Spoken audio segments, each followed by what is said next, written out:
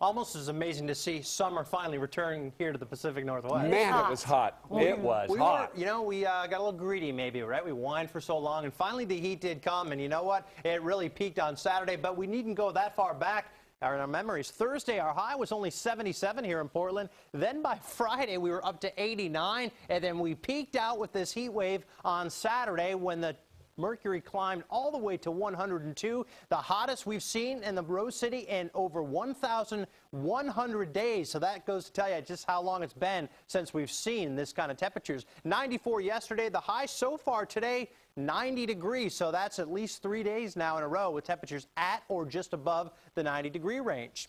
87 the high in Aurora today, 90 though in Troutdale. Live look outside. We've been watching clouds kind of forming along the Cascade Crest today. They haven't been forming into any thunderstorms, and I don't think conditions are that favorable for that to occur tonight. We'll be watching it, but I think a very slight chance. 90 degrees right now at Portland, and if you want some cooler stuff, all you got to do is head to the coast. Look at that. You got your beautiful marine layer right there, so you have all kind of microclimates right here in the Pacific Northwest. 90 Beaverton, 91 in Tigard. We're holding steady in the upper 80s right now in Vancouver and Gresham. So we'll gradually cool down tonight. And I think nighttime lows will be a little bit comfier tonight, not quite as sticky with all the humidity that we saw in the last couple of nights. 60s right now at the coast, but look at the Dalles at 103, 86 in Salem, and 90 right now in Portland. Check out this time lapse. We got a viewer phone call this morning of someone wondering if that was Mount St. Helens erupting, because it's right in that direction. And these clouds, look at that, they just kind of billow, they jump off your screen right there, and then they kind of sink too, right? And that tells you where the atmosphere is what we call capped, or where storms would try to form up, but then the air stops rising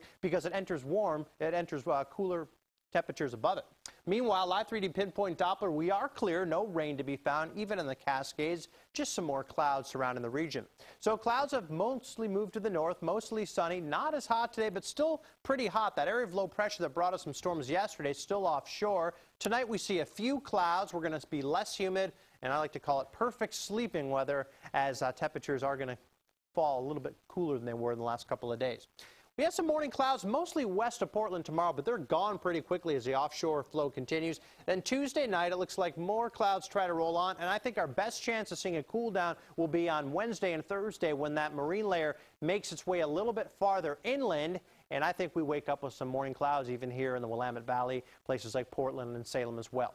All right, then, to your forecast we go for tonight. 50s and 60s at the coast, and daytime highs at the coast, 60s tomorrow. Back to the 80s in the valleys. Hot day east again, mid-90s, even a couple spots near 100 degrees with a storm firing up, possibly.